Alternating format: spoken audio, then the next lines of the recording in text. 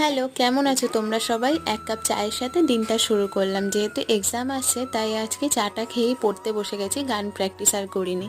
বেশ কিছু দিন না সেইভাবে ভিডিও দেওয়া হচ্ছে না। এক তো আমার মায়ের খুব শরীরটা খারাপ, নেক্সট ভিডিওতেই জানতে পারবে। আর তার উপরে আমার পরীক্ষাও এসে গেছে, তাই পড়ে উঠে তাড়াতাড়ি ব্রেকফাস্ট করে চলে গেছিলাম পড়তে। টাইম টু টাইম গেলেও স্যার আসেনি বলে বসে একটু আড্ডা মারছিলাম। আর তারপরে তো বৃষ্টি হয়েই চলেছে, মানে থেমে থেমে। তো তারপরে বৃষ্টি থামলে আমরা একটু ছুটি হয়ে গেলে গেছিলাম নদীর ধারে, কিন্তু গিয়ে দেখি আবার মেঘ করেছে। আমাদের ফেরার পথে আবার বৃষ্টি চলে আসে, সেই জন্য আবার স্কুটিতে তিনজনে ছাতা নিয়ে আমরা বাড়ি ফিরছিলাম। ফিরে আমার যাই হয়ে যাক না কেন, খুব প্রবলেম, মানে একদম এক্সট্রিম লেভেল না হয়ে গেলে না আমি গানের ক্লাস বন্ধ করি না। তো সেই জন্য আমি গানের ক্লাসে চলে গেছিলাম। বৃষ্টি হচ্ছিল, একটু থেমেছিল, সেইখানে চলে এসেছি আমি গানের ক্লাসে।